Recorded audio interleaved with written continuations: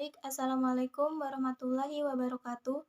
Perkenalkan, saya Cai Aktianingsih dengan NIM A1A1-234 dari jurusan Pendidikan Ekonomi Universitas Halu Oleo Kendari. Baik, sebelum saya masuk ke dalam media pembelajaran, saya akan membacakan sedikit rencana pelaksanaan pembelajaran atau RPP yang sudah saya susun, yaitu mengenai kebijakan moneter dan kebijakan fiskal. Ini adalah materi kelas 11 semester 1, di mana alokasi waktu 16 kali 45 menit, terus ini juga pertemuan pertama dan kedua.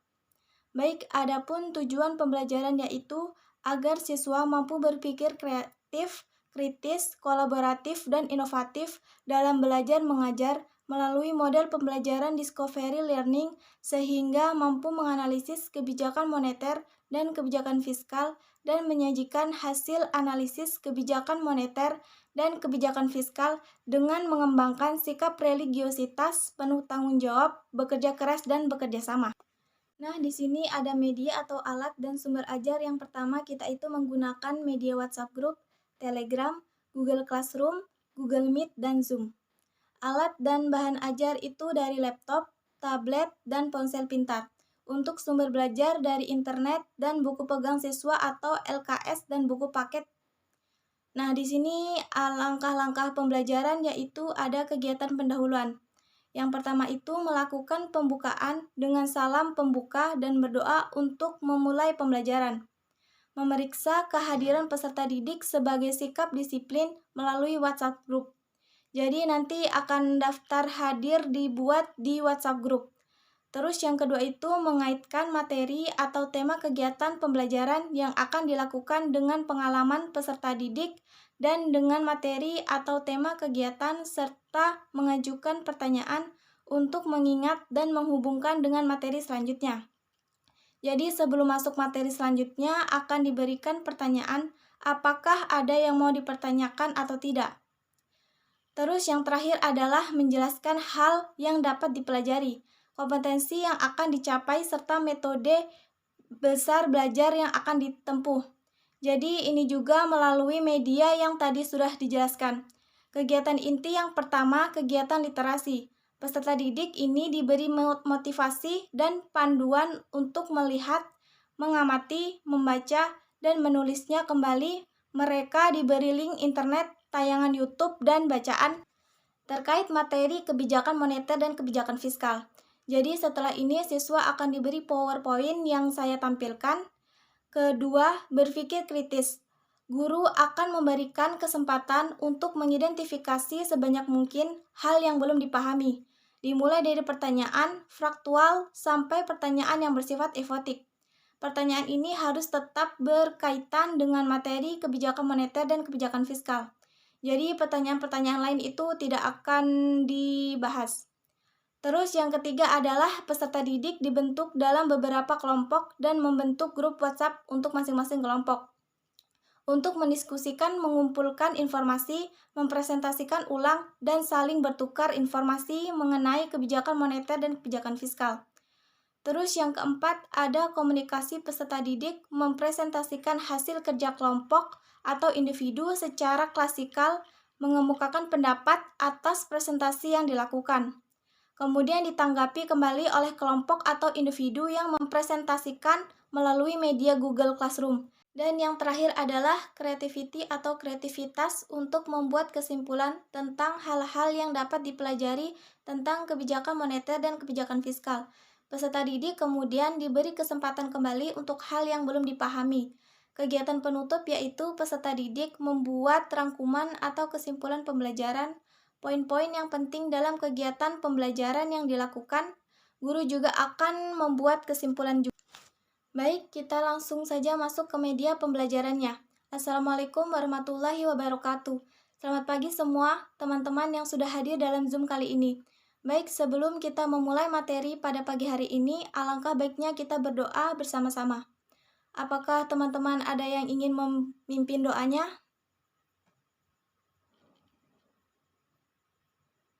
Baik, silahkan Raka, silahkan memimpin doa.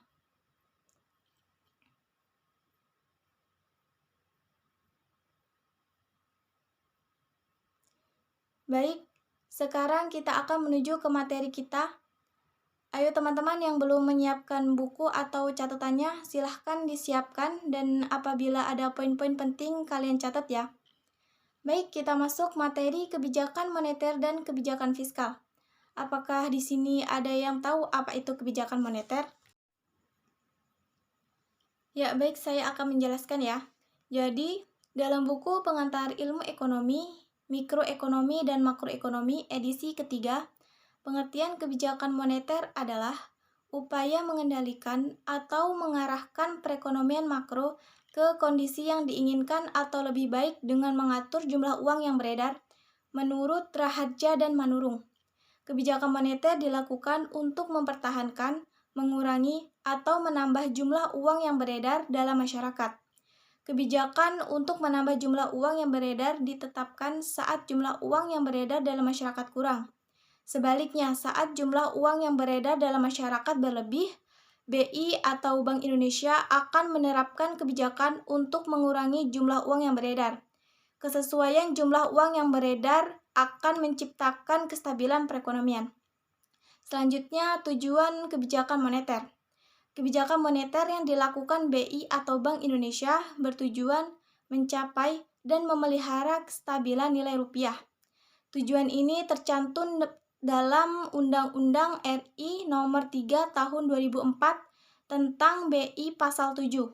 Tujuan moneter dalam mencapai dan memelihara kestabilan nilai rupiah bila diperluas memiliki tujuan sebagai berikut. Yang pertama, mencapai target pertumbuhan ekonomi pada berbagai sektor ekonomi. Yang kedua, menjaga kestabilan ekonomi. Yang ketiga, menjaga kestabilan harga. Yang keempat, meningkatkan kesempatan kerja. Yang kelima, memperbaiki neraca perdagangan dan neraca pembayaran. Adapun peran dari kebijakan moneter, yang pertama, mencapai target pertumbuhan ekonomi pada berbagai sektor ekonomi. Yang kedua, menjaga kestabilan ekonomi untuk meningkatkan pertumbuhan ekonomi. Yang ketiga, menjaga stabilitas harga untuk mengurangi inflasi. Yang keempat, meningkatkan kesempatan kerja dan pemerataan pendapatan. Yang kelima, memperbaiki neraca pembayaran dan neraca perdagangan. Kemudian fungsi kebijakan moneter, meningkatkan pembangunan dengan cara mempengaruhi biaya dan pengadaan kredit, pengendalian inflasi, dan mempertahankan keseimbangan neraca pembayaran, mendapatkan dan mengambil manfaat dari struktur tingkat suku bunga yang paling tepat, menjaga stabilitas harga dengan mengatur jumlah uang yang beredar, menyediakan fasilitas kredit yang tepat bagi perekonomian, dan menghentikan perkembangan yang tidak sesuai, serta untuk pendirian, pelaksanaan, dan pelunasan lembaga keuangan. Adapun instrumen kebijakan moneter, yang pertama adalah kebijakan diskonto. Kebijakan diskonto merupakan kebijakan untuk menambah dan mengurangi jumlah uang beredar dengan menaikkan atau menurunkan suku bunga. Saat terjadi inflasi, Bank Indonesia akan menaikkan suku bunga bank. Akibatnya, jumlah uang yang beredar akan berkurang karena masyarakat atau bank umum akan cenderung menyimpan uang di bank. Sebaliknya, apabila Bank Indonesia menurunkan suku bunga bank, jumlah uang yang beredar akan bertambah. Rendahnya suku bunga di bank menyebabkan minat menabung masyarakat menurun. Perumusan suku bunga bank berdampak positif bagi sektor swasta untuk berinvestasi dan mengembangkan usaha. Menurunkan suku bunga biasanya dilakukan pemerintah saat mengalami kelesuan ekonomi, resesi atau deflasi. Kedua, operasi pasar terbuka. Operasi pasar terbuka merupakan kegiatan transaksi di pasar uang yang dilakukan Bank Indonesia dengan bank umum dan pihak lain dalam rangka pengendalian moneter. Pada operasi pasar terbuka, Bank Indonesia dapat menjual atau membeli surat berharga seperti sertifikat Bank Indonesia atau disingkat SBI. Apabila terjadi kelebihan jumlah uang yang beredar, Bank Indonesia akan menjual surat-surat berharga kepada masyarakat sehingga jumlah uang yang beredar dapat dikurangi. Sebaliknya, apabila perekonomian mengalami kekurangan uang yang beredar, Bank Indonesia akan membeli SBI dari bank umum atau masyarakat. Operasi pasar terbuka dilakukan untuk mencapai target operasional dalam rangka mendukung pencapaian sasaran akhir kebijakan moneter Bank Indonesia. Yang ketiga, politik cadangan kas. Politik cadangan kas merupakan kebijakan Bank Indonesia untuk menambah atau mengurangi jumlah uang yang beredar dengan menaikkan atau menurunkan cadangan kas minimum bank umum.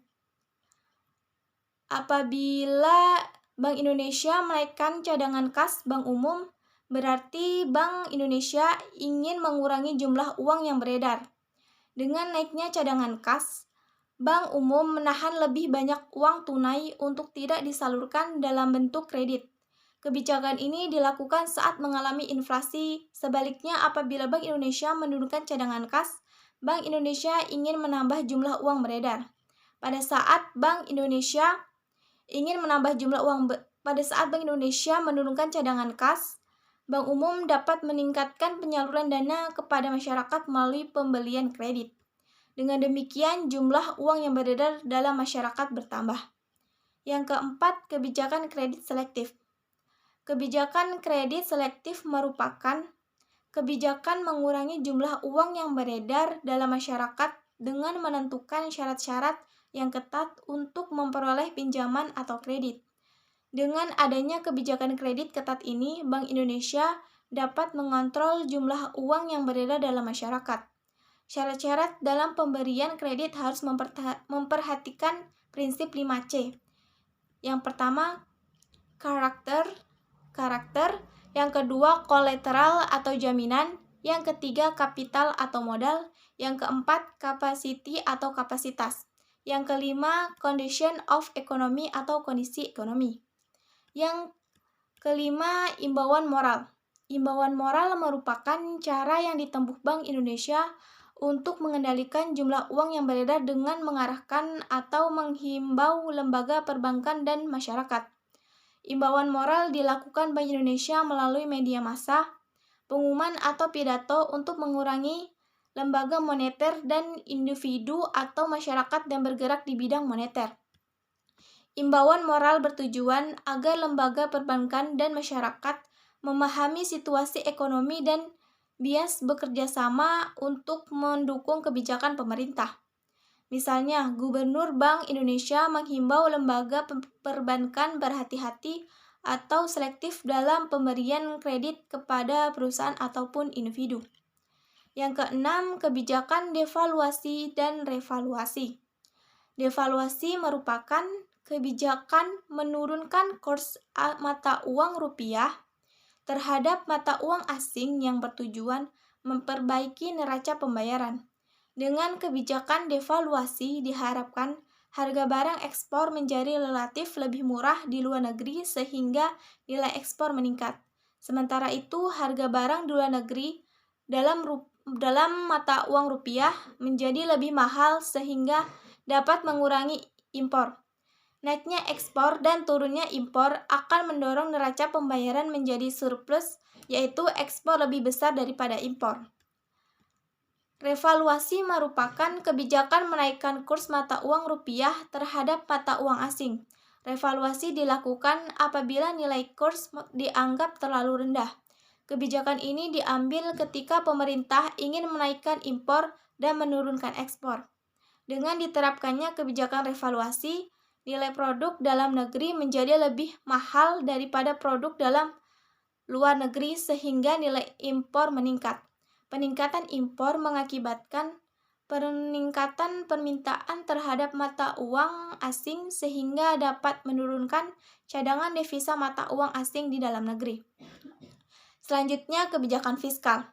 Kebijakan fiskal atau kebijakan anggaran diartikan sebagai tindakan pemerintah dalam bidang anggaran belanja negara untuk memengaruhi jalannya perekonomian. Kebijakan fiskal dapat diartikan sebagai kebijakan pemerintah dalam mengatur penerimaan dan pengeluaran negara untuk mempengaruhi perekonomian nasional. Kebijakan fiskal berhubungan erat dengan pendapatan dan pengeluaran negara atau APBN. Kemudian tujuan kebijakan fiskal. Yang pertama, menjaga stabilitas ekonomi. Yang kedua, meningkatkan produksi nasional bruto dan pertumbuhan ekonomi. Yang ketiga, memperluas kesempatan kerja dalam rangka mengurangi angka pengangguran dan kemiskinan. Yang keempat, menstabilkan harga barang. Yang kelima, menciptakan pemerataan distribusi pendapatan. Adapun fungsi kebijakan fiskal, yang pertama yaitu fungsi alokasi. Fungsi alokasi bertujuan mendorong terciptanya efisiensi perekonomian dan stimulus pertumbuhan ekonomi secara berkelanjutan. Kebijakan fiskal berperan aktif mengalokasikan faktor-faktor produksi dalam masyarakat sehingga kebutuhan masyarakat terpenuhi dan berdampak positif terhadap perekonomian.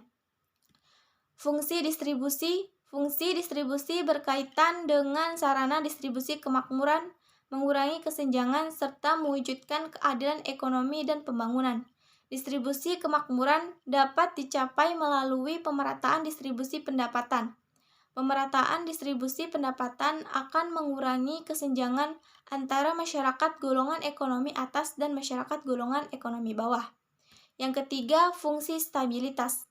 Fungsi stabilitas bertujuan mendorong terwujudnya stabilitas fundamental perekonomian.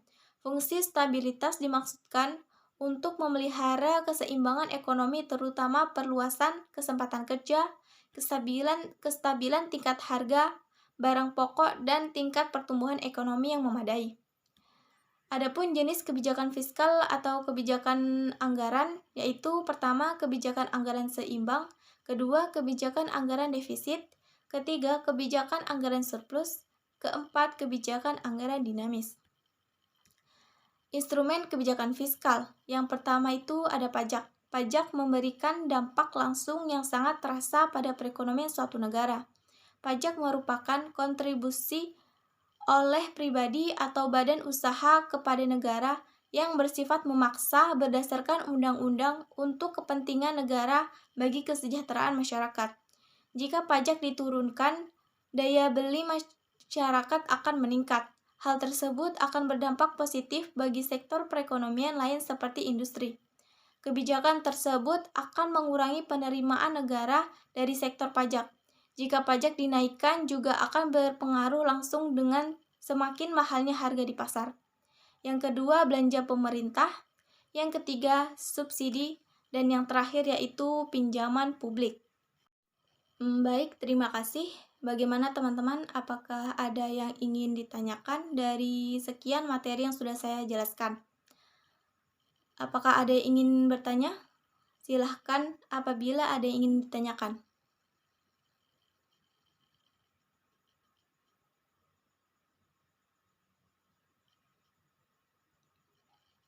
Apa tidak ada?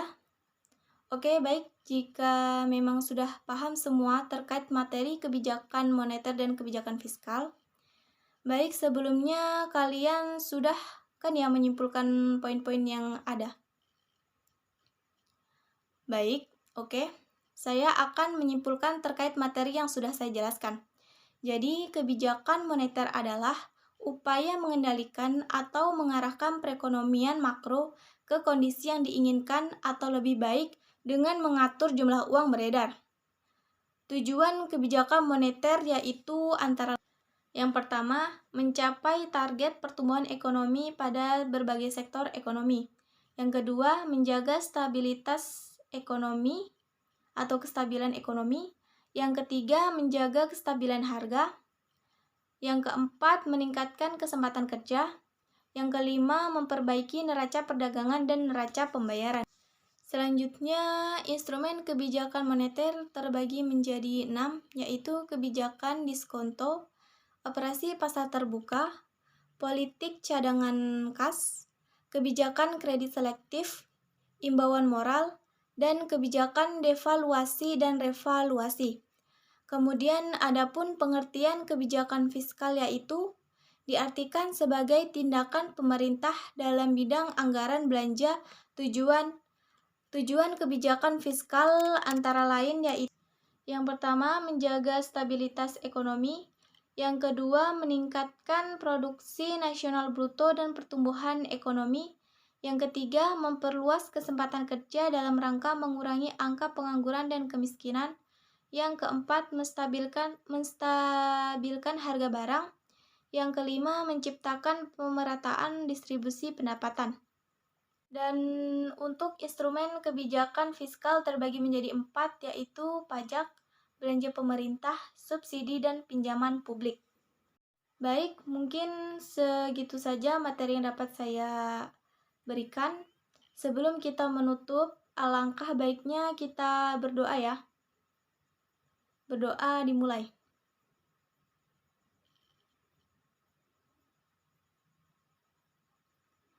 Oke, baik.